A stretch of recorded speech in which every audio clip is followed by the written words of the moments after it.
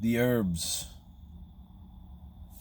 The two main texts about the herbs are the Ayurvedic Materia Medica and the Chinese Materia Medica. These two texts are put together systematically in complete systems that document herbs scientifically in a very good fashion.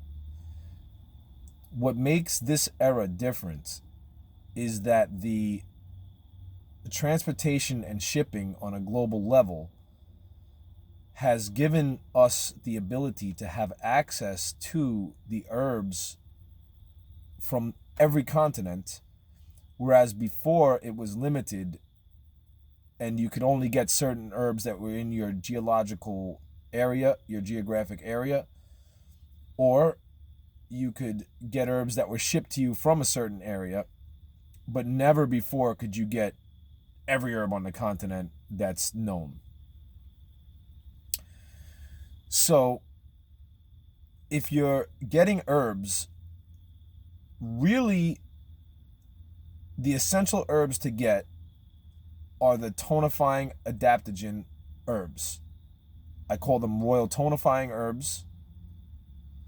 But you want to get the herbs that are specifically tonifying to your body. It means that they have very good healing and energy increasing techniques or chemical constituents or aspects or properties to them.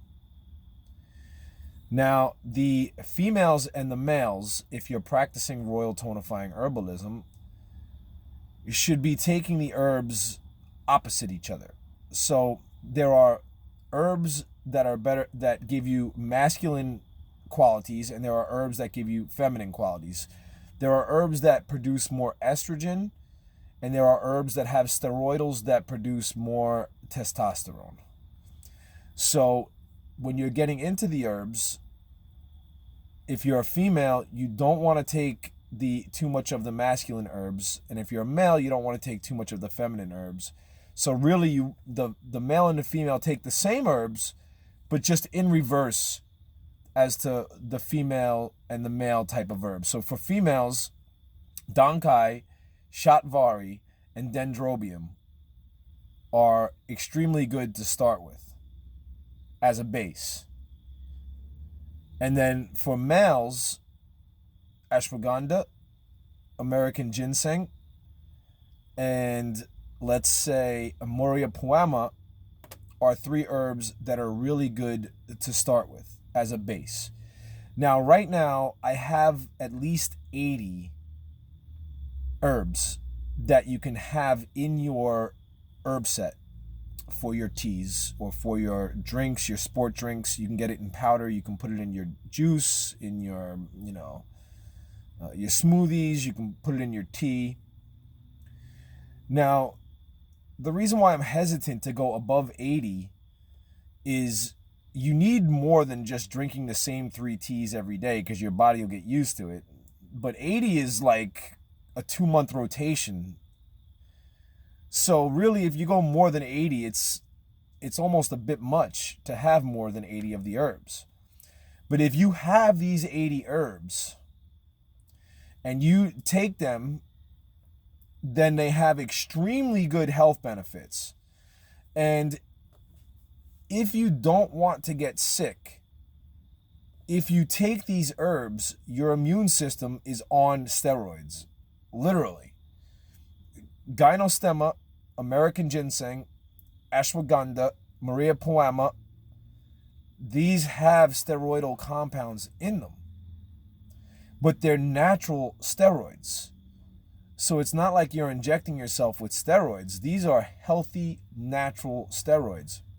And they do more than that because they don't just have chemical constituents in them, although they do exist on a chemical constituent layer. But they also do things like tonify your yin energy or increase your fluids, meaning they increase your hormones, or they tonify your nervous system, or they increase the energy in your kidneys, or they increase the energy in the lungs. Now, you can break it down. There's anywhere from 60 to even 110 chemical constituents in a lot of these herbs. And you can look at each chemical constituent, and that's very good. If you want to be a grandmaster, then if you can read hexagrams and you want to study every single constituent in 80 of the herbs, that's incredible. But is it really necessary? You want to understand the genuine content of it. You're always striving to learn more. But when you understand the basic contents of the herbs and you're practicing your herbalism, you want to know this herb is cooling, this herb is heating. That's the first thing that you want to know. If I take this herb, it's going to cool me down. If I take this herb, it's going to heat me up.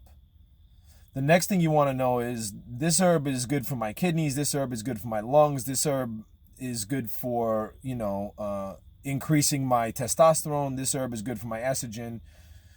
So the adaptogen tonifiers are all good for the hormones. They're all good for the immune system.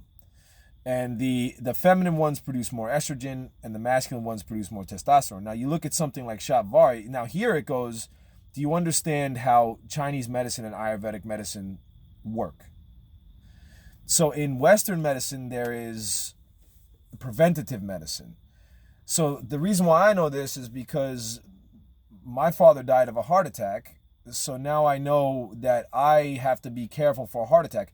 If your grandfather died of dementia, they ask you, would your grandfather die of dementia? Oh, okay. Well, now you have to be careful of dementia. What do you do for dementia? You exercise, you do these other things. Okay. So the Chinese system works with Jing, Qi, and Shen. They call these the three treasures. So your Jing is your vital essence that's in your kidneys. And it's probably the most important one because when your Jing runs out, you die. Your Qi is your physical strength and your energy, and your Shen is your spirit, your mind, your mental energy, okay? And the herbs tonify these three, and they can also tonify the organs. So if your liver is burnt out from alcohol and anger, or just eating impure foods, heavy foods that your liver has to constantly get rid of the toxins from, the liver does all the healthy lifting in the body, then you can take herbs that tonify and heal your liver. And they work very rapidly. So you can work on tonifying and healing particular organs, but you're still taking them in a way that tonifies and increases your energy over time. Then Ayurveda, the big thing with Ayurveda is understanding ohas and how to restore ohas. In Ayurveda, ohas is the inherent life sap that's in each one of your cells. So for example, Shatvari, which is a feminine herb. So as a male, I don't take Shatvari any more than 2 or 3 times a week. And usually I take it less than that, maybe 1 or 2 times a week. Because number one, I have a very big herb rotation. But number two, if you take as a male too much Shatvari, you'll become overly emotional and get feminine characteristics. So as a female, if you take too much of the masculine one, you get male characteristics. So it would say it gives you mental disorders if you take too much of the opposite herb, all right? However, I have dramatically good results when I take my Shatvari in with my herbs, because it increases the ohas very, very rapidly. It's a very, very powerful, powerful herb, okay? Now, when you take the herbs, if you drink them in warm water, the warm water gets absorbed into your body very quickly. If you buy the powder, you can mix it in your juice, your smoothies, and your teas. But when you drink it, it's a little bit muddy. If you don't want it to be muddy, you can buy for some of them, depending on the herb, you can buy it in the more solid form, and then you could put it in a grater or a strainer and make tea out of it that way, but you can't really put that in your smoothies, or, well, I suppose you could put it in your smoothies if you blend it, but you can't really just throw it in your juice or throw it in your smoothies. So that's why at this point I mostly get powder. When I first started doing it, I was like, oh no, but now I actually like the powder, and monkeys in the forest, they have videos, they have to eat mud. If they don't eat mud, they get sick. They risk their life to go into the mud pit and eat the mud, because the lions, the tigers, the panthers, they're all waiting by the mud pit for these poor monkeys to go in there and get the mud. So they line up there and they look out. They go in, they get the mud, and then they bounce. All right. So eating the mud is good of it. That's how Western minerals work. The Western minerals and vitamins work. They say it's like, you're eating mud, The other thing that you can do is you can have tinctures. And I love the tinctures for multiple reasons. Number one, you put them under your tongue and it absorbs right into your body through the lymph system and through the central nervous system very quickly. Now, some things are oil soluble and some things are water soluble. So if you know which ones are oil soluble and you know which things are water soluble, you can mix certain herbs with milk or with something that's an oil substance, and your body will absorb it faster. Like turmeric, for example, is a very good, oil soluble type of herb.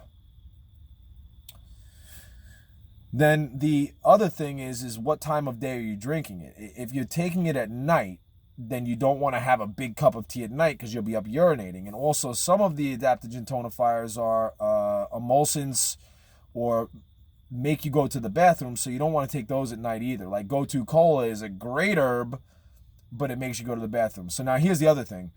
The neurotonifying herbs are extremely powerful, and they work on the central nervous system. The neurotonifiers, Go-To Cola, Ginkgo biloba, to name two of them. But then when you get into the mushrooms, the mushrooms themselves are fantastic. When it comes to working on the mind, the brain, and the central nervous system, the mushrooms, specifically lion's mane, if you're going to talk about neurogenesis and clarity and working with restoring and regrowing the brain, lion's mane is nothing short but miraculous. I mean, if you take lion's mane for 4 or 5 days, you'll notice immediately much more focus, intelligence, and clarity. Then reishi is just phenomenal. I take my lion's mane and my reishi a lot of the times in tincture form. Now, I have these two in powder form as well, but I tend to like to take them in this form because I like to take it as a tincture. So you can have it with you at any time. You can take it before your meditation. You can take it before you study. If you're studying or if you're working a lot with computers, your reishi and your lion's mane are go-to. They're go-to. This is my lion's mane mushroom joy, and this is my reishi. Now, these are non-intoxicants, but they do make you feel they have a neurotonifying and neurogenesis effect. So even though they're non-intoxicating, they do make you feel mentally better. You do get a high off of them, but there is no intoxication, so there's no coming down. So when you take them, the best way to do it is to combine them with the techniques. So the neurogenesis technique is connected to the breath of enlightenment technique. The breath of enlightenment technique is on my YouTube channel. You can give it a check, and it's extremely important, and it's an essential technique. It allows you to bring the energy into your brain and nourish your brain. Very simple. And when you take these two, you can do this technique, and you'll notice extremely, cognitive function improves, memory improves, vision improves, clarity improves, insight improves. They're incredible. And then if you want to step up your tonifying tea game, so for me, it was all about performance. I'm coming from a basketball background. I'm coming from an athletic background. I was playing basketball. I tore a ligament in my leg. I was crippled for a while. The doctor said I wasn't going to be able to play ball again. So I'm coming from that type of a background. And when you take for a male, say you make a oolong, ginseng, Muria Puama tea, which is extremely powerful. It's one of my go-to mixes. When you're mixing, if you mix more than 3 herbs, you better know what you're doing. Because when you're mixing 500 chemical constituents together, a lot of them counteract each other, so you end up getting less than what you know. So at this point, I really don't mix any more than 3 herbs at a time. I used to mix like 7. You can put licorice in it. Muria Puama, ginseng, and oolong are a go-to mix. The oolong is good, has a little bit of caffeine, tonifies your kidneys, and it's very good tasting. And then the Muria Puama and the American ginseng is cooling, and it's a steroidal, and it improves your testosterone, your hormones. The red ginseng, it's more powerful, but it's heated. So it heats you up like this. So in the middle of winter, red ginseng is good. But in the summertime, white ginseng is better. When you take these 3, you sit and you cultivate the fluids and the internal energy after you drink the tea. When you put the teas together with the meditation, now you're on the cutting edge of the practice. If you have access to the teas and you don't drink them, unless you can create atoms with your mind, if you're on that level, you don't need the teas.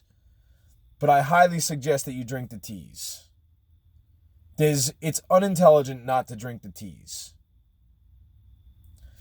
The other thing was, the season that you're in has something to do with it. In the summertime, you want to take the cooling teas, and in the wintertime, you can take more heated teas. One more thing.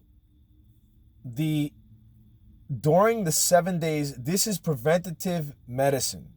If everybody out here is so scared to get sick, this is how you keep from getting sick.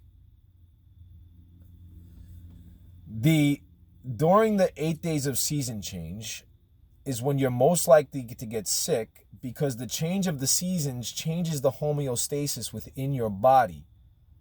That change in homeostasis affects the elements within your body, and your central nervous system, your immune system, is more susceptible to get sick.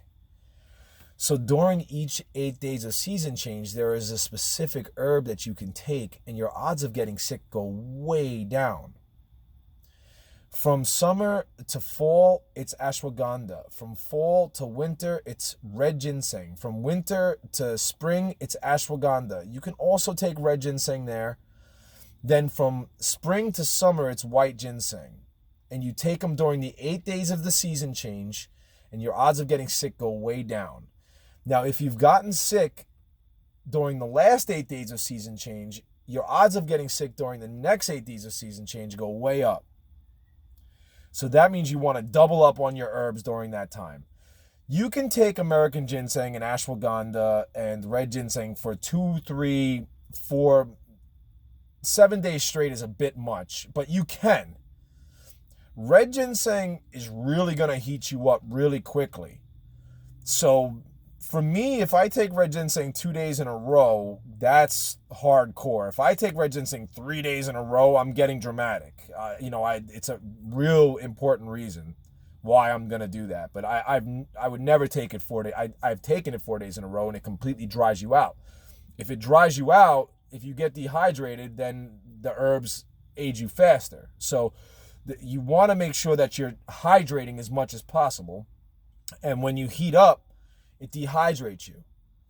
So the more heat that you create, the more that you want to hydrate your body, which is why American ginseng is, such a really important herb, because not only does it restore you and create your testosterone, but it also replenishes fluids and it cools you down. So it's a very powerful cooling herb. Another one is Bringaraj. Bringaraj is an Ayurvedic herb. It prevents hair loss. It produces testosterone. It's a very gentle herb. It also calms the mind. It's an amazing herb. I take my Bringaraj is in my rotation. It's one of my go-tos. There was one more thing I wanted to say.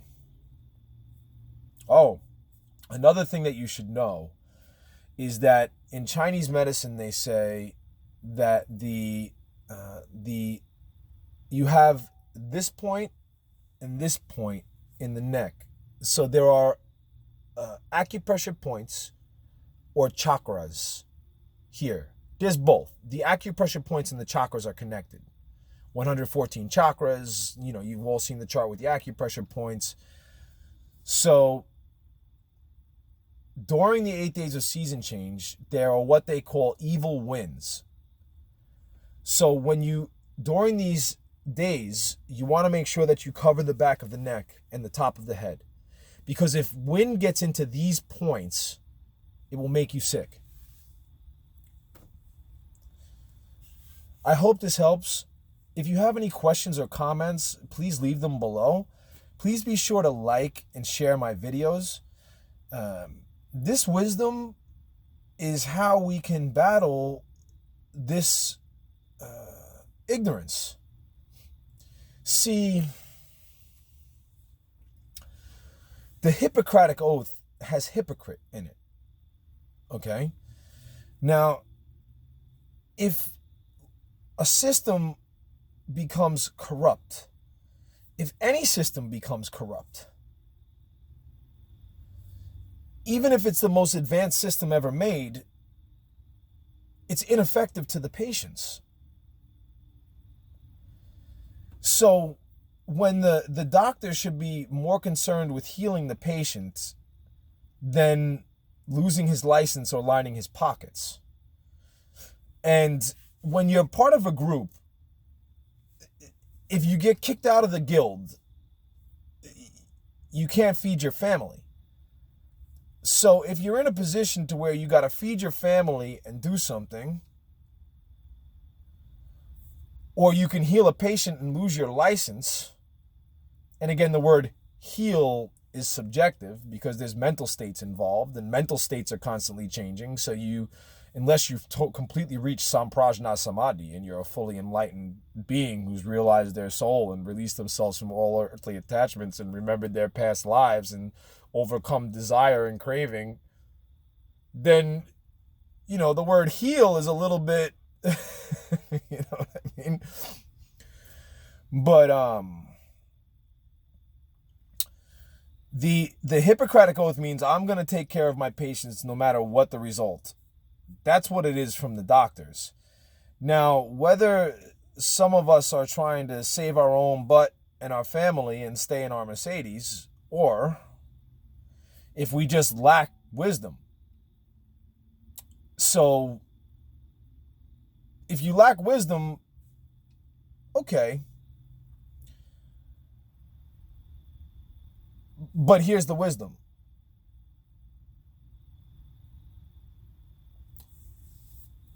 I hope all beings are happy and free. I hope that the world is free from suffering. And I hope that this planet becomes an enlightened, beautiful planet to live on. May all beings be free from suffering. God bless, guys.